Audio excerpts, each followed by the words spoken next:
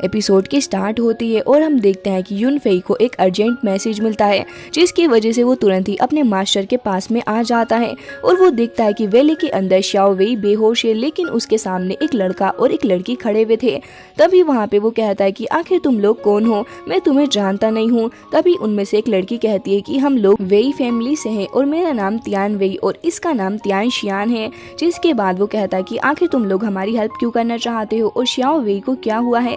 तभी वो कहती है कि फिलहाल तो ये बेहोश है और हम यहाँ पे थर्ड अंकल से मिलने के लिए आए हुए थे, लेकिन हमें उनके बारे में कुछ पता ही नहीं और इस लड़के ने बेहोश होने से पहले हमें तुम्हारे बारे में बताया, तो इसलिए हमने तुमसे कांटेक्ट कर लिया। ये सुनते ही वहाँ पे सभी लोग हैरान थे और यहाँ पे हम देखते हैं कि वो तुरंत ही शाओ वेई के पास में आ जाता है और उसको अपनी स्पिरिचुअल पावर से हील करता है। तभी शाओ वेई तुरंत ही उठने लग जाता है और वो रोते हुए कहता है कि ब्रदर यू फेई, ग्रैंडपा को कुछ हो चुका है, कुछ लोग यहाँ पे आए और उन्हें उठा के ले गए। तभी यू फेई उसको कहता है कि क्या हुआ, तुम मुझे बात को क्लियरली बताओ, मैं कुछ नहीं समझ पा रहा। तभी वो रोने लग जाता है और कहता है कि आज सुबह जब मैं ग्रैंडपा के साथ में बाहर आया था और मैं कुछ मेडिसिन कलेक्ट कर रहा था, ताकि ग्रैंडपा को कुछ लोग हर्ट करने की कोशिश कर रहे थे और उन सभी ने ब्लैक रोब्स पहन रखे। जैसे ही मैं पास गया उनकी मदद करने के लिए, मुझे तुरंत ही किसी ने किक कर दिया और मैं काफी ज्यादा दूर जाके गिरा, जिसके बाद में जैसे तैसे आपसे कांटेक्ट कर पाया। तभी यू फेई उसको सहारा देने लग जाता है और उसको कहता है कि ठीक है, तुम ठीक हो, उसके बाद हम ग्रैंडपा का पता लगा ही लेंगे।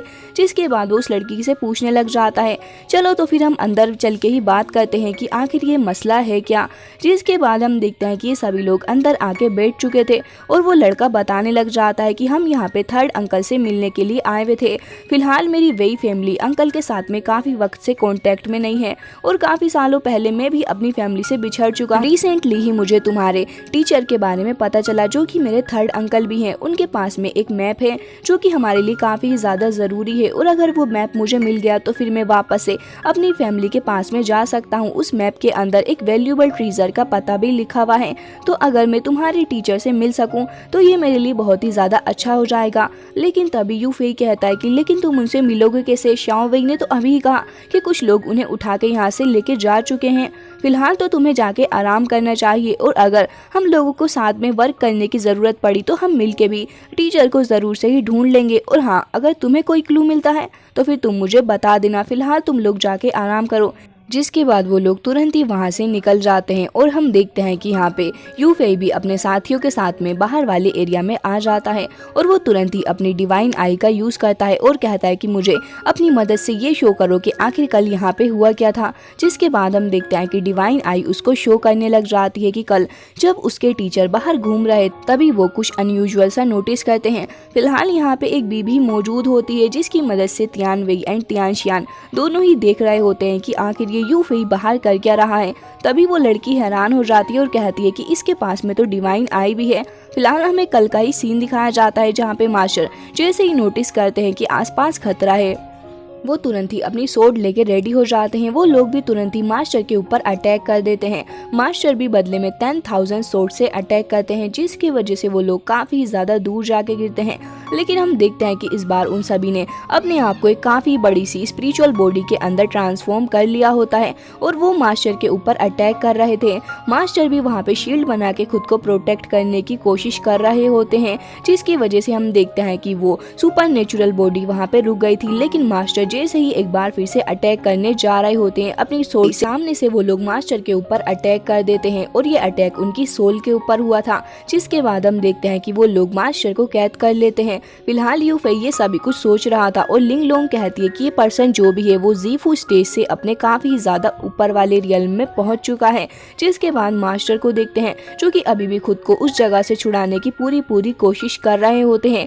लेकिन तभी वहाँ पे एक और सुप्रीम एल्डर की एंट्री होती है जो कि कहते हैं कि काफी ज्यादा वक्त बर्बाद किया याओ वेंग, लेकिन अब मैं तुम्हें नहीं छोड़ूंगा। जिसके बाद वो तुरंत ही एक बार फिर से उनकी सोल के ऊपर अटैक कर देते हैं और कहते हैं कि अब तुम्हारा बचना मुश्किल है। जिसके बाद हम देखते हैं कि वो वहां से डिसअपियर हो गए थे और वो सारे ही लोग जिन्होंने ब्लैक रोब को पहन रखा था वो भी एक फॉर्मेशन के थ्रू वहां से गायब हो जाते हैं। जिसके बाद हम यू फेई एंड टीम को देखते हैं। तभी वहां पे मोंग कहने लग जाता है कि मैंने इन लोगों का स्पिरिचुअल ऑरा सेंस करने की कोशिश की, काफी ज्यादा मिस्टीरियस ऑरा था और मुझे लग रहा है कि ये सभी कुछ हमें इस जगह के अंदर जाके ही पता चलेगा। यू फेई, तुम्हें क्या लगता है कि हमें आगे क्या करना चाहिए? तभी यूफेई आगे बढ़ता है और कहता है कि मुझे पता है कि हमें आगे इससे कैसे डील करना है। और वो कहता है कि मास्टर ने काफ़ी पहले मुझे बता दिया था कि हम लोग इस जगह से एक फॉर्मेशन को ओपन करके सीक्रेट रियल्म के अंदर जा सकते हैं, तो अब हम लोग वहीं पे जाने वाले हैं। वो तुरंत ही एक फॉर्मेशन को समन कर लेता है और कहता है कि इसका पैटर्न सिर्फ मुझे ही पता था। और हम देखते हैं कि ये लोग तुरंत ही उस फॉर्मेशन के थ्रू अंदर चले जाते हैं सीक्रेट रियल्म के अंदर। अब जैसे ये लोग सीक्रेट रियल्म के अंदर आते हैं, वहाँ पे एक और लड़का आके यूफेई को ग्रीट करता है, लेकिन हम देखते हैं कि एबी को वहाँ पे काफ़ी ज़्यादा मिस्टीरियस लग रहा होता है वो लड़का। तभी यूफेई कहता है कि मुझे अच्छे से पता है कि किसी ने यहाँ पे हमारे खिलाफ जाल बिछा रखा है। लेकिन इतनी ही देर में मोंक आगे बढ़ जाता है और उसे लग रहा था कि कोई तो अटैक करने वाला है, इसलिए वो तुरंत ही अपनी पावर का यूज करते हुए एक स्पिरिचुअल बेल फॉर्मेशन को समन कर लेता है खुद को प्रोटेक्ट करने के लिए। लेकिन इतनी ही देर में वहाँ पे काफी ढेर सारे सोल्जर्स आ जाते हैं एंड ये लोग उन्हीं लोगों की तरह लग रहे थे जिन्होंने मास्टर के ऊपर भी अटैक किया था। वो ढेर सारे स्लैश अटैक करते हैं और हम देखते हैं कि बेल फॉर्मेशन वहीं पे टूट जाती है, जिसके बाद मोंक एक बार फिर से सभी को प्रोटेक्ट करने के लिए अपनी पावर का यूज करता है, लेकिन हम देखते हैं कि वो वहाँ पे असफल हो गया था। जिसके बाद यूफेई भी तुरंत ही अपनी धर्मा बॉडी को समन कर लेता है और एबी भी तुरंत ही वहाँ पे आगे बढ़ती है एंड उसने भी अपनी पावर को समन करते हुए अपने साइज को इंक्रीज कर लिया था। जिसके बाद ये सभी लोग आगे बढ़ते हैं अटैक करने के लिए। यूफेई भी एक एक करके सभी को मार रहा होता है, लेकिन हम देखते हैं कि उसे लग रहा था कि यहाँ पे कोई और भी तभी वहाँ पे हम देखते हैं कि एक और मिस्टीरियस लेडी मौजूद होती है जो कि इनके ऊपर अटैक कर रही थी। अब जैसे ही उसको ये पता चलता है कि यूफेई ने उसको देख लिया है, वो कहती है कि अच्छा तो तुमने मेरे बारे में पता लगा ही लिया, और वो तुरंत ही अपनी पावर का यूज करते हुए उस वायलिन को बजाती है, जिसकी वजह से यूफेई को देखते हैं जो कि तुरंत ही एक फ्लावर फॉर्मेशन के अंदर फंस जाता है और वो उस इल्यूजन से बाहर निकल के आ ही नहीं पा रहा था। अब हम देखते हैं कि उस लेडी के पास में मौजूद दोनों ही लड़कियां आगे बढ़ती हैं अटैक करने के लिए, लेकिन जैसे ही वो उसके ऊपर अटैक करने वाली थी, यूफेई तुरंत ही अपनी डिवाइन आई का यूज करता है और उस इल्यूजन से आजाद हो गया था। लेकिन वो लेडी एक बार फिर से अटैक करने जा ही रही होती है यूफेई के ऊपर, लेकिन इतनी ही देर में वहाँ पे एंट्री हो जाती है तियान वेई एंड तियानशियान की, जो कि दोनों इस बार यूफेई का साथ दे रहे थे। जिस वजह से वो लेडी कहती है कि मुझे लग रहा है कि मुझे यहाँ से जाना होगा क्योंकि अब तुम्हारे पास में काफी ही सारे लोग आ चुके हैं, लेकिन याद रखना मैं एक बार फिर से आऊंगी तुमसे फाइट करने के लिए। और वो तुरंत ही वहाँ पे एक टेलीपोर्टेशन एरे का यूज करते हुए वहाँ से भाग निकलती है।